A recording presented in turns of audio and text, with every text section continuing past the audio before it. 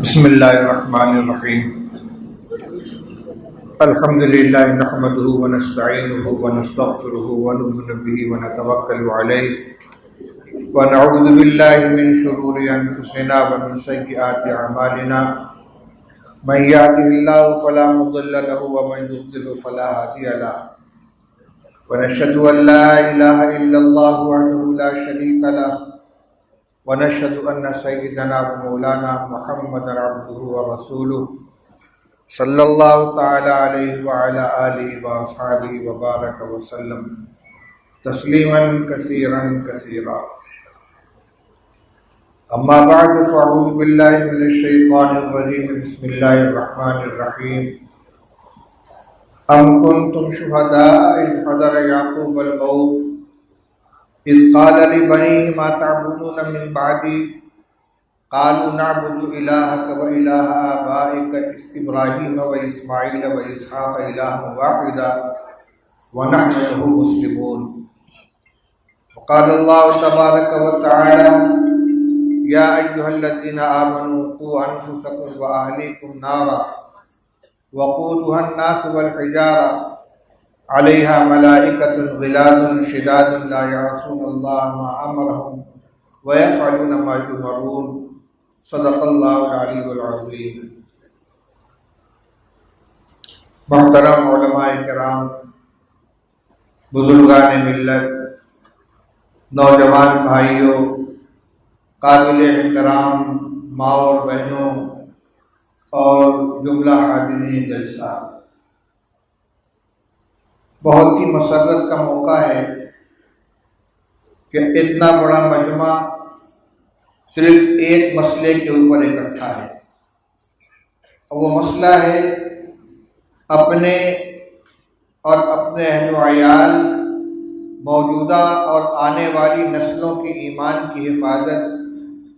اور تاج ختم نبوت کے لیے اپنا سب کچھ قربان کر دینے کا جذبہ اور اس کا عہد. مجھے معلوم ہے کہ اس عظیم الشان جلسے میں مسلکی اعتبار سے مختلف نظریات کے حامل احباب موجود ہیں. ان کے اپنے مسلک و مشرب کے اندر اختلاف ہو سکتا ہے، لیکن اس مسئلے میں سب کے سب متفق ہیں کہ حضرت نبی کریم صلی اللہ تعالی علیہ وسلم کی عظمت، ان کا احترام و مقام اور اس کی حفاظت ہماری سب سے بڑی ذمہ داری اور ہمارا سب سے بڑا سرمایہ ہے. نبی کریم صلی اللہ تعالی علیہ وسلم کی شان اقدس میں کسی بھی جہت سے، کسی بھی عنوان سے اگر کوئی گستاخی کرتا ہے تو وہ ہمارے لیے ناقابل برداشت ہے. ان گستاخیوں میں ایک گستاخی یہ بھی ہے کہ نبی کریم صلی اللہ تعالی علیہ وسلم ارشاد فرماتے ہیں انا خاتم النبیین ولا نبی بعدی، کہ میں تمام انبیاء کا خاتم ہوں، میرے بعد کوئی نبی نہیں آئے گا. اور کوئی کذاب جھوٹا اٹھ کر دعویٰ کرے کہ نہیں میں بھی نبی ہوں اور مجھے بھی اللہ نے آپ کے بعد نبوت دی ہے، اور اس کذب، اس افطرا اور اس جھوٹے دعویٰ کی تصدیق کرنے والا بھی اسی درجے میں نبی کریم صلی اللہ تعالی علیہ وسلم کی شان اقدس میں گستاخی کرنے والوں میں شمار ہوگا. آج کا یہ عظیم الشان مجمع یہ جذبہ لے کر آیا ہے کہ ایسے تمام مفسدین، ایسے ہی تمام باطل دعویٰ کرنے والوں کی ہم سرکوبی کریں گے اور ان کی طرف سے پھیلائی جانے والی غلط فہمیوں کا ہم مقابلہ کریں گے. اپنی اور اپنی نسلوں کی ان کے ایمان کی حفاظت کریں گے. اسی ذمہ داری کا احساس پیدا کرانے کے لیے اور آنے والے فتنے کن کن راستوں سے آتے ہیں ان کا تعارف کرانے کے لیے آپ کا یہ مجمع آج اکٹھا ہوا ہے. میرے بھائی بزرگوں، سب سے پہلے میں ان دو آیتوں کا ترجمہ اور تشریح آپ کے سامنے پیش کروں جو میں نے خطبے کے بعد آپ کے سامنے پڑھی ہے، تاکہ یہ محسوس کریں کہ اپنے ایمان کی حفاظت، اپنے اہل و عیال کے ایمان کی حفاظت اور آنے والی نسلوں کی فکر کتنی اہمیت کی حامل ہے. پہلی آیت جو میں نے آپ کے سامنے پڑھی ہے، یہ پہلے پارہ کے آخری رکوع کے قریب کی آیت ہے. اس میں اللہ جل شانہ ارشاد فرماتے ہیں ام کنتم شہداء اذ حضر یعقوب الموت اذ قال لبنیہ ما تعبدون من بعدی قالوا نعبد الہک و الہ آبائک ابراہیم و اسماعیل و اسحاق الہا واحدا ونحن لہ مسلمون۔ آیت کریمہ کا ترجمہ یہ ہے، اللہ تعالیٰ ارشاد فرماتے ہیں، ہمیں اور آپ کو اور امت مسلمہ کو خطاب کر کے ارشاد فرماتے ہیں کہ کیا تم لوگ اس وقت موجود تھے جب یعقوب کی موت کا وقت قریب آیا؟ حضرت یعقوب علیہ نبینا علیہ السلام کے انتقال کا جب وقت قریب آیا، جب انہوں نے اپنے بیٹوں کو، اپنے لڑکوں کو بلا کر اکٹھا کر کے ان کو خطاب کر کے ان سے یہ پوچھا، ما تعبدون من بعدی، کہ تم میرے بعد کس کی عبادت کرو گے؟ میں تو دنیا سے چلا جاؤں گا، رخصت ہو جاؤں گا، تم میرے بعد کس کی عبادت کرو گے، کس کو اپنا معبود مانو گے؟ انہوں نے کہا نعبد الہک و الہ آبائک، ابا جان آپ اطمینان رکھیں، ہم اسی خدا کی عبادت کریں گے جو آپ کا بھی معبود ہے، آپ کے آباء و اجداد کا بھی معبود ہے،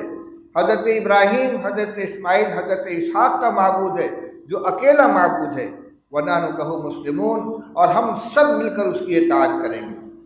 میرے بھائیوں ذرا غور کیجئے، یہ کون ہیں اور کس سے پوچھ رہے ہیں؟ یہ حضرت یعقوب علیہ السلام ہیں جو خود نبی ہیں، ان کے والد حضرت اسحاق علیہ السلام نبی ہیں، ان کے دادا حضرت ابراہیم علیہ السلام نبی ہیں، اور خود ان کی اولاد کے اندر نبوت ہے، حضرت یوسف علیہ السلام نبی ہیں، اور حضرت یوسف علیہ السلام ہی نہیں بلکہ جتنے انبیاء بنی اسرائیل پیدا ہوئے ہیں وہ سب کے سب حضرت یعقوب علیہ السلام کی اولاد میں سے ہیں۔ بنی اسرائیل حضرت یعقوب علیہ السلام کی اولاد کو کہا جاتا ہے، اسرائیل حضرت یعقوب کا لقب ہے۔ تو بنی اسرائیل وہ انبیاء ہیں جو حضرت یعقوب علیہ السلام کی اولاد میں پیدا ہوئے، جن میں حضرت یوسف علیہ السلام ہیں، حضرت موسیٰ علیہ السلام ہیں، حضرت ہارون علیہ السلام ہیں، حضرت داؤد علیہ السلام ہیں، حضرت سلیمان علیہ السلام ہیں، حضرت یوشع ابن نون علیہ السلام ہیں، حضرت عیسیٰ علیہ السلام ہیں۔ اتنے نبیوں کا باپ، اتنے نبیوں کا جد اعلیٰ، خود نبی کی اولاد، نبی کا پوتا، اس کو اپنے انتقال کے وقت اگر فکر ہے تو کس چیز کی فکر ہے؟ یہ نہیں پوچھتے کہ میرے بچوں تم میرے بعد کیا کھاؤ گے، کہاں رہو گے، کیا کاروبار کرو گے، کیسے زندگی گزارو گے، تمہاری ضروریات کی کفالت کون کرے گا؟ نہیں، فکر ہے تو صرف ایک بات کی فکر ہے، وَتَعْبُدُونَ مِن بَعْدِي، تمہارا ایمان کا کیا ہوگا، تم عبادت کس کی کرو گے، معبود کس کو مانو گے،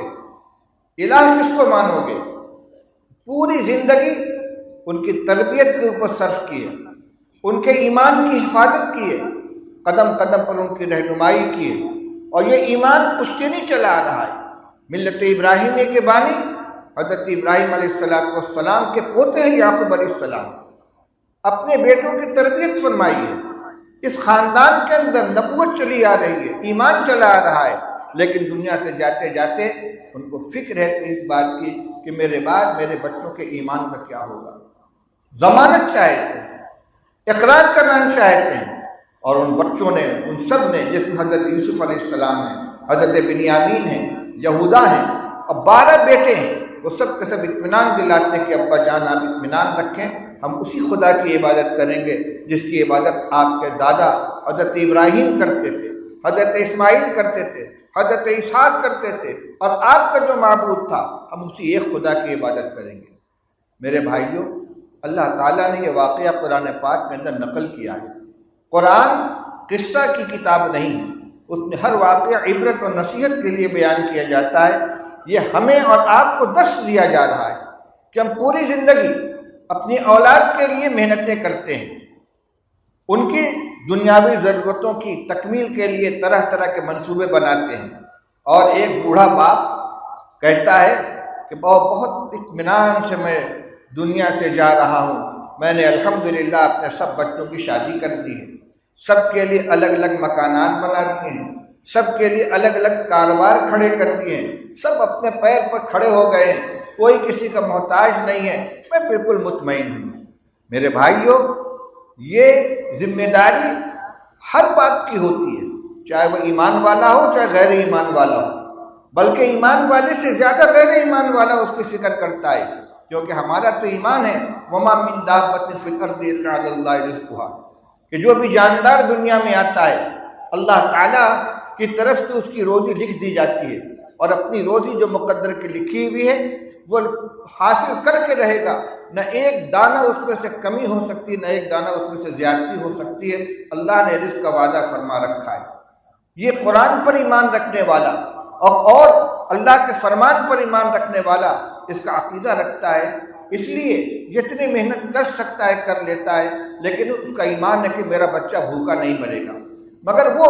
جن کا عقیدہ، جن کے ایمان آخرت کے اوپر نہیں ہے، جو سب کچھ اپنے قوت بازو کا نتیجہ سمجھتے ہیں، وہ سمجھتے ہیں کہ ہم جو کریں گے وہ ہمیں ملے گا، ہم جو محنت کریں گے وہ ہمیں حاصل ہوگی، اور ہم اگر غفلت کریں گے تو محروم ہو جائیں گے، وہ بھی اپنے بچوں کے لیے سارے انتظامات کرتے ہیں، وہ بھی شادیاں کرتے ہیں، وہ بھی مکانات بناتے ہیں، وہ بھی کاروبار اکٹھا کر کے چلے جاتے ہیں۔ پھر ہم میں اور ان میں فرق کیا ہوا؟ اگر وہی فکر لے کر ہم بھی دنیا سے جا رہے ہیں، جو فکر لے کر وہ جا رہے ہیں، تو ایک ایمان والے اور غیر ایمان والے میں فرق کیا ہے؟ اسی فرق کو دکھلایا جا رہا ہے کہ تمہاری فکر یہ ہونی چاہیے، ساری دنیا کی ضرورتوں کے ساتھ ساتھ یہ سب سے اوپر کی فکر ہونی چاہیے کہ میرے جانے کے بعد میری اولاد کے ایمان کا کیا ہوگا، ان کا عقیدہ کیا ہوگا، ان کا ایمان محفوظ ہوگا کہ نہیں، ان کے ایمان پہ کوئی ڈاکہ تو نہیں ڈال سکے گا، اس میں کوئی کمزوری تو نہیں آ سکے گی، کوئی ان کو بہکا تو نہیں سکے گا، گمراہی کے راستے پہ تو لے کر نہیں چلا جائے گا۔ پوری زندگی اس کے لیے محنت کی جائے اور آخر میں جاتے جاتے اس کی وصیت کی جائے۔ دوسری آیت کریمہ سنیے، اللہ تعالیٰ ارشاد فرماتے ہیں، یا ایھا الذین آمنوا قوا انفسکم واہلیکم نارا، اے ایمان والو اپنے آپ کو اور اپنے اہل و عیال کو آگ سے بچاؤ۔ قوا انفسکم واہلیکم نارا، بچاؤ اپنے آپ کو اور اپنے اہل و عیال کو آگ سے۔ کون سی آگ؟ وقودھا الناس والحجارہ، وہ آگ کہ جس کا ایندھن انسان اور پتھر ہوں گے، جہنم کی آگ جس کو بھڑکانے کے لیے کوئلہ نہیں ڈالا جائے گا، لکڑی نہیں ڈالی جائے گی، ایندھن نہیں ڈالا جائے گا، اس کے ایندھن انسان اور پتھر ہوں گے۔ وقودھا الناس والحجارہ، اور کوئی بڑا سے بڑا طاقتور، بڑی سے بڑی حیثیت کا حامل اپنے آپ کو اس سے بچا نہیں سکے گا۔ علیہا ملائکۃ غلاظ شداد لا یعصون اللہ ما امرہم ویفعلون ما یؤمرون، فرمایا اس آگ کے اوپر ایسے فرشتے متعین ہوں گے، مسلط ہوں گے، جو بڑے طاقتور ہوں گے، بڑے سخت مزاج ہوں گے، رحم کا جذبہ ان کے اندر بالکل نہیں ہوگا، ان کے سامنے کوئی فریاد نہیں چلے گی، کوئی خوشامد نہیں چلے گی، اور طاقت کے ذریعے کو ان کا مقابلہ نہیں کر سکے گا، ان کو مغلوب نہیں کر سکے گا۔ ملائکۃ غلاظ شداد، بڑے سخت گیر ہوں گے، بڑے مضبوط ہوں گے۔ لا یعصون اللہ ما امرہم، اللہ کی طرف سے انہیں جو حکم ملے گا اس کی نافرمانی نہیں کریں گے۔ جس کے بارے میں حکم ہوگا اسے جہنم میں ڈالو، اسے جہنم میں ڈال کے رہیں گے۔ جو سزا دینے کا حکم ہوگا اس سزا کو ان کے اوپر مسلط کریں گے۔ وَيَفْعَلُونَ مَا يُؤْمَرُونَ، اور جو ان کو حکم دیا جائے گا اس کو بجا لائیں گے۔ اس آیت کریمہ میں اللہ تعالیٰ فرماتے ہیں بچاؤ اپنے آپ کو اور اپنے اہل و عیال کو آگ سے۔ آگ سے بچانے کا کیا مطلب ہے؟ کیا کوئی ذی شعور انسان خود کو آگ میں ڈالنے کے لیے تیار ہوتا ہے، یا اپنے بال بچوں کو، گھر والوں کو آگ میں ڈالنے کے لیے تیار ہوتا ہے؟ کیا کوئی جماعت ہے، کوئی گروہ ہے جو یہ چاہتا ہے کہ میں آگ میں کود پڑوں؟ اللہ تعالیٰ اس کو منع فرما رہے؟ نہیں، ایسا بالکل نہیں ہے۔ انسان تو انسان، کوئی جانور بھی خود کو آگ میں ڈالنے کے لیے تیار نہیں ہوگا، اپنے بچوں کو، اپنے چوزوں کو، اپنے جو ان کی نسلیں ہیں ان کو بچانے کی کوشش کرے گا۔ آگ جلتی ہوئی دیکھے گا تو بھاگے گا۔ پھر وہ اس آیت کا مطلب کیا ہوگا؟ آیت کریمہ کا معنی یہ، اس راستے پر چلنے سے بچو اور اپنے اولاد کو، اہل و عیال کو بچاؤ جس کا آخری انجام جہنم ہے۔ جس راستے پر چل کر انجام کے طور پر تم جہنم میں جاؤ گے، اس راستے سے اپنے آپ کو بچاؤ۔ اور میرے بھائیوں، وہ راستہ کیا ہے؟ ایک وہ آگ ہے جس میں جانے والا اس میں سے کبھی نہیں نکلے گا، اور ایک وہ آگ ہے جس میں جانے کے بعد سزا بھگتنے کے بعد وہاں سے نکلنا نصیب ہو سکتا ہے۔ وہ کون سی آگ ہے جس میں جانے کے بعد کبھی نکلنا نصیب نہیں ہوگا؟ وہ ہے کفر اور شرک کے اندر مبتلا لوگوں کے لیے تیار کی ہوئی آگ، اعدت للکافرین۔ جو آگ اللہ کے باغیوں کے لیے، اللہ کے انکار کرنے والوں کے لیے، اللہ کے ساتھ شریک کرنے والوں کے لیے تیار کی گئی ہے، اس میں داخل ہونے والا کبھی نہیں نکلے گا۔ اور وہ آگ جو گناہگاروں کے لیے تیار کی گئی ہے، ان کے لیے نکلنے کا راستہ موجود ہوگا۔ میرے بھائیوں، عملی کوتاہیاں امت مسلمہ کے اندر عام ہیں۔ آج بے نمازیوں کی تعداد نمازیوں سے زیادہ ہے، داڑھی منڈانے والوں کی تعداد داڑھی رکھنے والوں سے زیادہ ہے۔ امت کے اندر کتنے افراد ہیں جو شراب پیتے ہیں، جو جوا کھیلتے ہیں اور بہت سی غلط کاریوں کے اندر مبتلا ہیں، لیکن ممکن ہے کہ اللہ تعالیٰ ان کو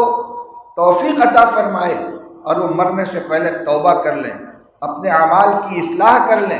نیکی کے راستے پر آ جائیں، اور اللہ تعالیٰ تو اعلان فرماتے ہیں ان اللہ لا یغفر ان یشرک بہ ویغفر ما دون ذلک لمن یشاء۔ اللہ تعالیٰ اس بات کو ہرگز معاف نہیں فرمائیں گے کہ اس کے ساتھ کسی کو شریک کیا جائے، لیکن شرک کے نیچے کی جو گناہ ہیں اللہ تعالیٰ جس کو چاہیں گے معاف فرما دیں گے۔ لہذا اگر دنیا میں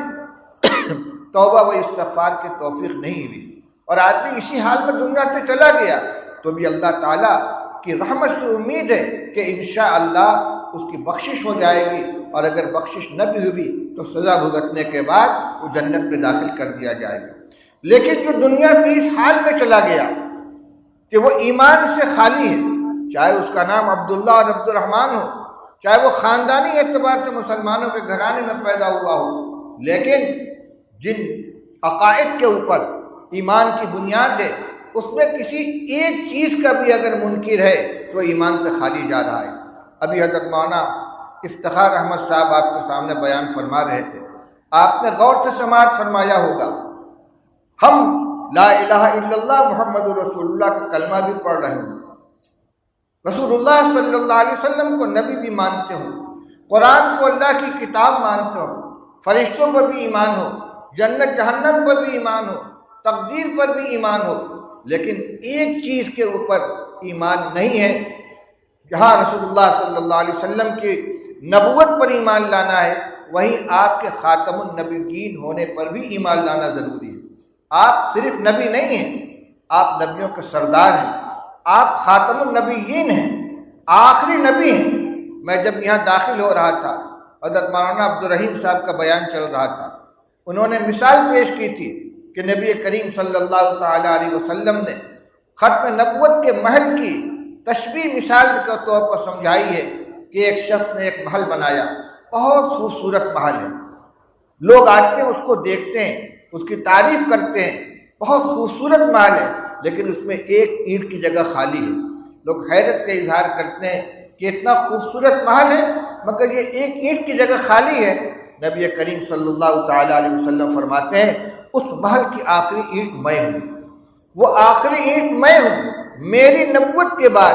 محل مکمل ہو چکا ہے، اب اس میں کسی اینٹ کے رکھنے کی گنجائش بھی نہیں ہے، جیسے اس میں سے کسی اینٹ کے نکالنے کی گنجائش نہیں ہے، اسی طریقے سے کسی اینٹ کے اضافہ کی بھی گنجائش نہیں ہے۔ تو سب کچھ صحیح ہو، نماز بھی پڑھتا ہو آدمی، تہجد گزار ہو، اسلامی وضاقتہ ہو، داڑھی رکھے ہیں، پاجامہ ٹخنوں سے اوپر ہے، دین کی محنت بھی کر رہے ہیں، لیکن ختم نبوت کے اوپر ایمان متزلزل ہو گیا، کوئی شکیلی آگے آپ کا کان بھر دیتا ہے، اور کوئی گوہر شاہی آ کر آپ کا کان بھر دیتا ہے، کوئی قادیانی آپ کے ایمان پر ڈاکہ ڈالتا ہے، اور نبی کریم صلی اللہ علیہ وسلم کے خاتم النبیین ہونے کا عقیدہ مجروح ہو جاتا ہے، تو یقین رکھیے کہ یہ سارے کے ساری ایمانیات دھرے کے دھرے رہ جائیں گے، اور وہ ایمان کے زمرے سے نکل کر کفر کے دائرے میں داخل ہو جائے گا۔ اور ان اللہ لا یغفر ان یشرک بہ ویغفر ما دون ذلک لمن یشاء کہ جو وعید آئی اس کے اندر چلا جائے گا۔ میرے بھائیوں، آج یہ عظیم الشان اجلاس اسی فتنے کی زہرناکی کو سمجھانے کے لیے اور اپنی ذمہ داری کا احساس پیدا کرنے کے لیے منعقد کیا گیا ہے۔ ہماری مائیں بہنیں بھی یہاں موجود ہیں۔ اس وقت ایمان کو ختم کرنے کے لیے کئی طرح کی کوششیں ہو رہی ہیں، ارتداد کھلم کھلا آ رہا ہے۔ ایک تو یہ ہے کہ مسلمان کی شکل و صورت میں لوگ ہمارے پاس پہنچے اور کبھی مہدی کا نام لے کر کے مہدی کا ظہور ہو گیا ہے، وہ شکیل ابن حنیف ہے، کبھی گوہر شاہی کے فتنے کے ذریعے سے ایمان کے اندر تزلزل پیدا کریں، تشکیک کے اندر مبتلا کر دیں۔ ایک بات یہ بھی یاد رکھیے، ایمان یقین کا نام ہے، اگر کسی چیز کے بارے میں شک پیدا ہو گیا تو بھی ایمان ختم ہو جاتا ہے۔ اللہ ایک ہے، حضرت محمد رسول اللہ صلی اللہ علیہ وسلم اللہ کے نبی ہیں، اس پر ہمارا ایمان ہے۔ اگر شک ہو گیا کہ اللہ کا وجود ہے بھی کہ نہیں ہے، کہیں ایسا تو نہیں کہ صرف مولویوں کی اپنی طرف سے گڑھی ہوئی ایک بات ہے، ایمان ختم ہو گیا۔ نبی کریم صلی اللہ علیہ وسلم کی رسالت کے بارے میں اگر شک پیدا ہو گیا کہ آپ رسول ہیں کہ نہیں ہیں، ایمان ختم ہو گیا۔ لہذا ان فتنوں کے ذریعے سے جو تبلیغ کی جاتی ہے، چاہے شکیلیت کی دعوت دی جائے، گوہر شاہی کی دعوت دی جائے، یا اور جو نئے نئے فتنے ہیں جن کے اندر نبی کریم صلی اللہ علیہ وسلم کی شان نبوت اور ختم نبوت کو مجروح کیا جاتا ہے، جو کام نبی کا تھا وہ مقام دوسروں کو دیا جاتا ہے، حلال و حرام کا فیصلہ کرنے کا حق کسی اور کو دیا جا رہا ہے، نئے نئے احکام، نئے نئے مسائل کسی اور کے ذریعے بیان کیے جاتے ہیں اور اس کو اس کا ذمہ دار قرار دیا جاتا ہے، تو گویا نبی کریم صلی اللہ علیہ وسلم کی جو نبوت کی حیثیت تھی اس کو مجروح کر دیا گیا۔ تو ایک تو یہ فتنہ ہے کہ مسلمانوں کی شکل میں آ کر ایمان والوں کے ایمان کو ختم کرنے کی، خراب کرنے کی کوشش کی جاتی ہے، اور دوسرے بڑھ کر آج تو کھلم کھلا ایمان کے سے نکالنے کے لیے اور کفر میں داخل کرنے کے لیے محنتیں ہو رہی ہیں۔ اور بڑی افسوس کی بات یہ ہے کہ بڑی تعداد میں ہمارے نوجوان اور ان سے زیادہ ہماری بچیاں ایمان سے محروم ہو رہے ہیں۔ کالج یونیورسٹیوں میں پڑھنے والی ہی نہیں بلکہ بعض گھرانوں میں دینی تعلیم سے آراستہ جنہوں نے بچپن میں تعلیم حاصل کی ہے، ان کے بارے میں یہ خبریں مل رہی ہیں کہ وہ غیروں کے ساتھ چلی جا رہی ہیں اور ان سے اپنا تعلق قائم کر رہی ہیں۔ اس موقع پر ہمیں ذرا ٹھہر کر اس پر بھی غور کرنا چاہیے کہ اس مصیبت کے اسباب کیا ہیں۔ پہلے ان اسباب کی نشاندہی کریں، پھر ان کے سد باب کی کوشش کریں۔ سب سے بنیادی چیز ہے دینی تعلیم سے محرومی، صحیح عقائد سے ناواقفیت۔ اس کے لیے ہمارے علماء کرام محنت کر رہے ہیں، آوازیں لگا رہے ہیں، آپ سے فریاد کر رہے ہیں اور آپ کو یہ ذمہ داری سپرد کر رہے ہیں کہ ہر بستی میں، ہر مسجد کے اندر دینی مکتب قائم کیا جائے۔ کوئی بھی بچہ اور بچی بنیادی دینی تعلیم سے خالی نہ رہے، محروم نہ رہے۔ یاد رکھیے، علماء کرام عصری تعلیم کے مخالف نہیں ہیں۔ آپ شوق سے اپنے بچے کو بی اے کرائیے، ایم اے کرائیے، ڈاکٹر بنائیے، انجینئر بنائیے، کوئی منع نہیں کرتا۔ ملت کو ہر ایک کی ضرورت ہے، لیکن ان کی بنیاد کو مضبوط کیجیے، بنیادی دینی تعلیم سے ان کے دل و دماغ کو منور کیجیے، وہ جانے کہ اللہ کے بارے میں ہمارا کیا عقیدہ ہونا چاہیے، نبی کریم صلی اللہ علیہ وسلم کے بارے میں کیا عقیدہ ہونا چاہیے، تقدیر کسے کہتے ہیں، آخرت کیا چیز ہے، قیامت کا کیا معاملہ ہے، جنت و جہنم کیا چیز ہے۔ آج تو امت کا بڑا طبقہ وہ ہے جو ان چیزوں سے بالکل نابلد ہے، ناواقف ہے۔ کیوں؟ اس لیے کہ ان کو ابتدائی دینی تعلیم سے محروم رکھا گیا، براہ راست اسکول کالج میں داخل کر دیا گیا، نرسری اسکول میں چلے گئے، کنڈر گارڈن میں چلے گئے، اور نئے نئے جو فیشنیبل ادارے قائم ہوتے ان میں داخل کر دیے گئے، اور دینی تعلیم کو اس میں کوئی حصہ نہیں تھا۔ اسی طرح بڑھتے بڑھتے وہ اوپر پہنچے۔ اب ان کا صفحہ دل خالی ہے، وہ جانتے ہی نہیں کہ ختم نبوت کیا چیز ہے اور رسالت کیا چیز ہے۔ اب کوئی لٹیرا آتا ہے اور آ کر جو غلط فہمی میں شکار بنا دیتا ہے۔ تو سب سے پہلی بنیادی ضرورت ہے ہر بچے اور بچی کو دینی تعلیم سے آراستہ کرنا۔ جو ابھی تعلیم کے مرحلے میں ہیں، جو اسکولوں میں پڑھنے والے ہیں، ان کے لیے ان مکاتب کا انتظام کرنا، یا قائم ہے تو ان میں ان بچوں کو داخل کرنا جہاں چند گھنٹوں کے لیے مکاتب کا نظام چل رہا ہے اور دینی تعلیم ان کو دی جاتی ہے، یا اپنے بچوں کو مدارس کے اندر داخل کریں جہاں ہم کو عصری علوم کے حامل نوجوانوں کی ضرورت ہے۔ اس سے زیادہ ضرورت ہے کہ ہمارے گھر میں علماء ہوں، حفاظ ہوں، قراء ہوں۔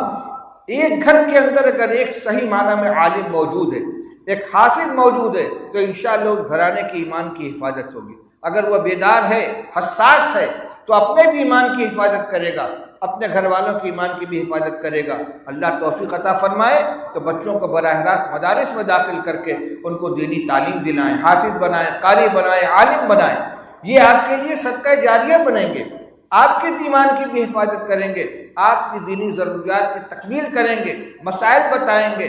احکام سکھلائیں گے، اور آپ کے آنے والی نسلوں کی بھی ایمان کی حفاظت کریں گے۔ اسی طریقے سے جو بچے اس عمر سے نکل چکے ہیں، نوجوان بچے ہیں، بچیاں ہیں، ان کے لیے بالغ لڑکوں اور لڑکیوں کے مکاتب قائم کیے جائیں، جز وقتی مکاتب قائم کیے جائیں، امت کے حساس افراد، ذمہ دار لوگ کھڑے ہوں، مشورے کریں، اور مشورے کر کے ایسا نظام بنائیں کہ ہمارے کالج میں پڑھنے والے بچے، اسکولوں میں جانے والے بچے، یا وہ کہ جو کسی تعلیم گاہ سے وابستہ نہیں ہیں، اپنا کاروبار کرتے ہیں، مزدوری کرتے ہیں، تجارت کرتے ہیں، آفس میں کام کرتے ہیں، ان کا کچھ وقت لیا جائے اور ان کو عقائد سکھلائی جائے۔ آج مسائل کے ساتھ ساتھ عقائد کے تعلیم کی بہت زیادہ ضرورت ہے، بہت زیادہ ضرورت ہے کہ عقائد کے لوگوں کے اندر تعلیم دی جائے۔ اسی طرح ہماری مائیں بہنیں، ان کے درمیان بھی عقائد کی تعلیم، عقائد پر مشتمل کتابوں کا پڑھنا پڑھانا یہ بہت ضروری ہو گیا ہے، اس لیے کہ غیروں کے ہتھے چڑھنے والی تعداد بچوں کے مقابلے بچیوں کی زیادہ ہے، اور کھلم کھلا ان کے ساتھ جا رہی ہیں، اور شادی کے نام پر ڈرامہ ہو رہا ہے، اپنے گھر والوں سے رشتہ کاٹ لیتی ہیں۔ اس لیے سب سے بنیادی ضرورت دینی تعلیم کی ہے۔ اسی کے ساتھ کچھ چیزیں اور بھی ہیں۔ یہ سوشل میڈیا گمراہی کا بہت بڑا ذریعہ ہے۔ ماں باپ اپنے بچوں کو اور بچیوں کو بڑا موبائل دے دیتے ہیں، پھر ان کی سرگرمیوں سے صرف نظر کر لیتے ہیں، وہ اپنے موبائل کا استعمال کس طرح کر رہے ہیں، کس طرح کر رہی ہیں، کن سے رابطہ ہے، کن سے میسج کا تبادلہ ہو رہا ہے، کن سے تعلقات پیدا ہو رہے ہیں۔ پھر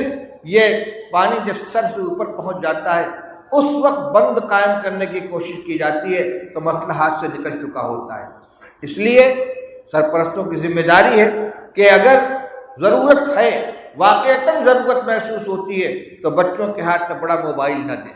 اگر کسی ضرورت کے لیے دیا جائے تو اس کی نگرانی کی جائے، بار بار اس کو چیک کیا جائے کہ اس کے اندر کیا کیا چیزیں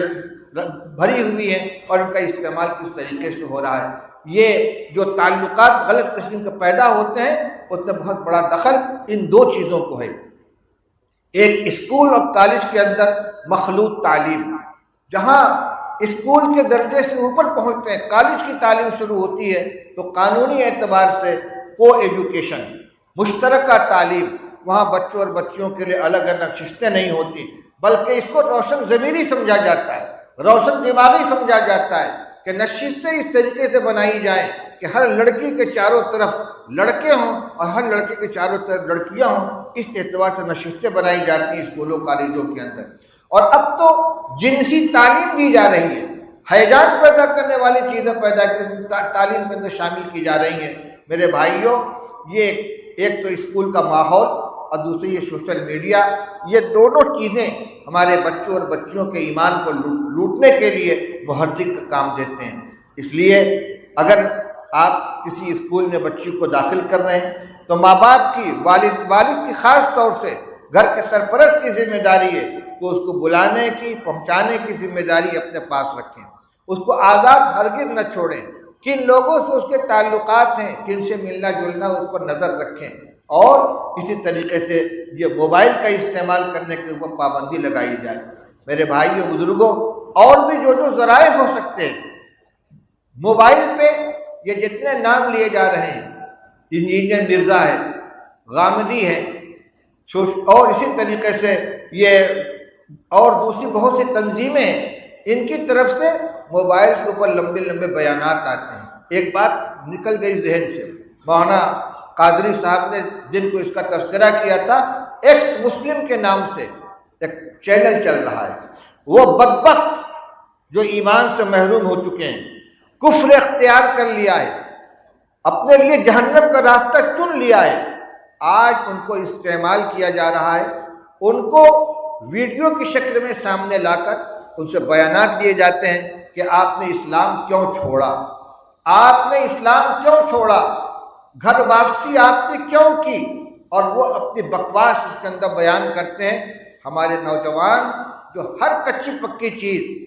موبائل کے اوپر بیٹھ کر دیکھتے اور سنتے ہیں، اس کو سنتے ہیں، ان کے پاس خود اپنی دینی معلومات نہیں ہیں، ان کی طرف سے آنے والے اعتراضات، ان کے طرف سے آنے والی تشکیکی مواد، اس سے یہ متاثر ہو جاتے ہیں۔ کتنے نوجوان آج ہمارے ایسے ہیں جن کا ہمیں پتہ نہیں ہے،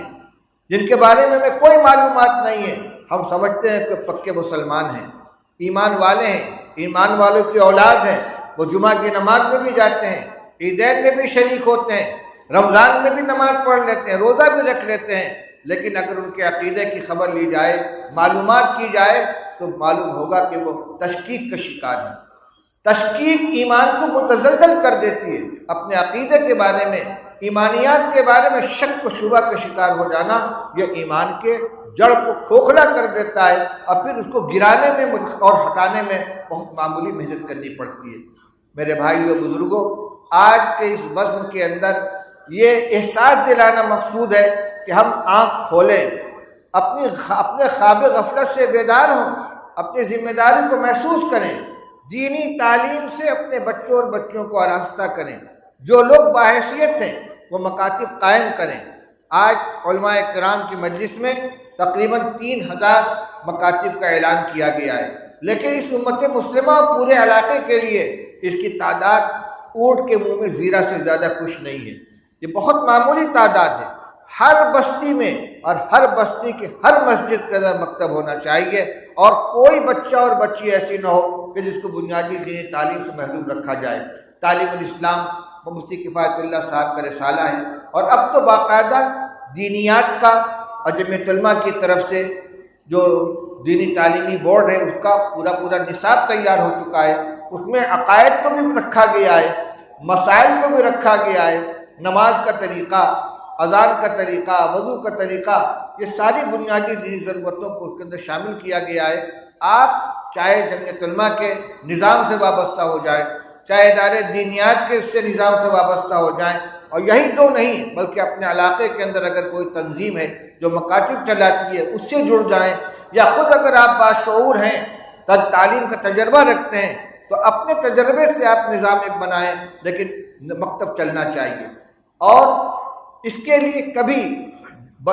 مالی تنگی حارج نہیں بننی چاہیے کہ معلم کو تنخواہ دینے کے لیے ہمارے پاس پیسہ نہیں ہے۔ ہم اپنے بچوں کے کھانے پینے کپڑے کے اوپر کتنا خرچ کرتے ہیں، بیمار ہو جائیں تو دوا علاج کے لیے کتنا خرچ کرتے ہیں، لیکن ان کے ایمان کی حفاظت کے لیے ہم خرچ کرنے کے لیے تیار نہیں ہیں۔ یہ بہت بڑی محرومی کی بات ہے، یہ بیداری ہمارے اندر آنی چاہیے۔ میں خواتین سے ایک بات اور عرض کرنا چاہتا ہوں۔ یہ معلوم ہوا ہے کہ بعض عیسائی تنظیمیں عورتوں کے درمیان قرض تقسیم کرتی ہیں، اور خاص طور سے ان کا نشانہ خواتین ہوتی ہیں۔ وہ آتی ہیں، ترغیب دیتی ہیں، اور لمبی لمبی رقمیں قرض کے نام پر دیتی ہیں، اور پھر اس کے بعد اس کی قسطیں وصول کرنے کے لیے آتی ہیں۔ اکثر و بیشتر خواتین ان قسطوں کی ادائیگی سے عاجز ہو جاتی ہے، معذوری ظاہر کر دیتی ہیں، تو پھر اس کے سامنے وہ متبادل رکھتی ہیں۔ بڑے خطرناک قسم کے زبان پر لاتے ہوئے شرم معلوم ہوتی ہے۔ کچھ کو تو وہ عزت و آبرو کے سودا کرنے پر آمادہ کر لیتی ہیں کہ ٹھیک ہے تمہارا قرضہ معاف کر دیا جائے گا، لیکن تم کو فلاں جگہ بجانا پڑے گا۔ کچھ وہ ہیں جن کو چرچ میں لے کے چلی جاتی ہیں اور ایمان سے ان کا ہاتھ دھلا دیتی ہیں، ایمان سے ان کو خارج کر دیتی ہیں، کچھ اور غلط چیزوں کے مبتلا کر دیتی ہیں۔ اس لیے گھر میں آنے والی کسی بھی غیر معروف خاتون کو آپ اندر آنے نہ دیں، ان سے کوئی رابطہ نہ رکھیں، اور کوئی بھی خاتون آئے آپ اس سے کہیں کہ آپ ہمارے مردوں سے رابطہ کریں، ان سے بات کریں، ہم کوئی بات نہیں کریں گے۔ عورتیں اول تو ناواقف ہوتی ہیں، نرم دل ہوتی ہیں، جلدی سے متاثر ہو جاتی ہیں، اس لیے اس راستے سے اگر کوئی فتنہ آ رہا ہے تو اس کو روکنے کی کوشش کریں۔ ایسے ہی ابھی آپ کے سامنے یہ بات آئی ہے کہ مختلف قسم کے پمفلٹ علاقائی زبانوں کے اندر شائع کر کے گھروں میں تقسیم کیے جاتے ہیں۔ پڑھی لکھی عورتیں ہیں، بچیاں ہیں، ان کے ہاتھ سے کوئی بھی چھپی ہوئی چیز آ جائے گی اس کو شوق سے پڑھنا شروع کر دیتی ہیں۔ انہی میں وہ گمراہیاں ہوتی ہیں، انہی میں وہ گمراہ کرنے والی باتیں ہوتی ہیں۔ اس لیے ہر کچی پکی بات کو پڑھنے کی کوشش نہ کریں، اور اگر کوئی چیز ایسی ہاتھ میں آ جائے اپنے تعلیم یافتہ شوہر کو، بچوں کو دیں کہ دیکھیے یہ کاغذ آ جائے، اس میں کیا لکھا ہوا ہے۔ میرے بھائیوں بزرگوں، ہم اگر اپنی آنکھ نہ کھولیں گے اور غفلت کی نیند سے بیدار نہ ہوں گے تو آنے والا وقت بہت ہی خطرناک ہے۔ اسپین کی تاریخ اس ملک میں بھی دہرائی جا سکتی ہے، جو اسلام کا عظیم الشان مرکز تھا، لیکن ایک وقت آیا کہ وہاں پر ایک بھی کلمہ پڑھنے والا باقی نہ رہا۔ کیوں؟ اس لیے کہ وہاں کے مسلمان غفلت کا شکار ہو گئے تھے۔ میرے بھائیو بزرگوں، اللہ تعالیٰ نے دین نازل فرمایا ہے، قیامت تک کہ انشاءاللہ رہے گا۔ دین ہمارا محتاج نہیں ہے، ہم دین کے محتاج ہیں۔ اللہ تعالیٰ فرماتے ہیں وَإِن تَتَوَلَّوْا يَسْتَبْدِلْ قَوْمًا غَيْرَكُمْ ثُمَّ لَا يَكُونُوا أَمْثَالَكُمْ۔ اگر تم نہیں اٹھ کر کھڑے ہوگے، تم محنت نہیں کرو گے، پیٹھ پھیرو گے، اللہ تعالیٰ تمہاری جگہ پر دوسرے لوگوں کو کھڑا کر دے گا، دوسرے لوگوں سے کام لے گا، پھر وہ تمہارے جیسے نہیں ہوں گے۔ ہے آیا یوں رشے تاتار کے افسانے سے، ہے آیا یوں رشے تاتار کے افسانے سے کہ پاسباں مل گئے کعبے کو صنم خانے سے۔ وہی ہلاکو و چنگیز کی اولاد جنہوں نے بغداد کو تہس نہس کر دیا تھا، مسلمانوں کے خون سے دجلہ کو رنگین کر دیا تھا، کتب خانوں کو جلا کے خاکستر کر دیا تھا، اور خلافت کے چراغ کو گل کر دیا تھا۔ اللہ تعالیٰ نے پھر انہی کو کھڑا کیا، انہی کے ذریعے اسلام کو فروغ حاصل ہوا۔ اسی کو علامہ اقبال نے کہا تھا کہ تو نہ مٹ جائے گا ایران کے مٹ جانے سے، نشے میں کو تعلق نہیں پیمانے سے، ہے آیا یورش تاتار کے افسانے سے، پاسباں مل گئے کعبے کو صنم خانے سے۔ یہ دین ہے، یہ قیامت تک رہے گا، قیامت قائم ہونے تک انشاءاللہ دین رہے گا۔ یہ اللہ کا دین ہے، اس کا جو فیصلہ وہ رہے گا۔ ہم محتاج ہیں، ہم دین کو سینے سے لگائیں، اس کی حفاظت کریں، اپنے ایمان کی حفاظت کریں، آنے والی نسلوں کے ایمان کی حفاظت کریں۔ میں نے جو دو آیتیں آپ کے سامنے پڑھی ہیں، ایک حضرت یعقوب علیہ السلام پڑھنے دیجیے گا،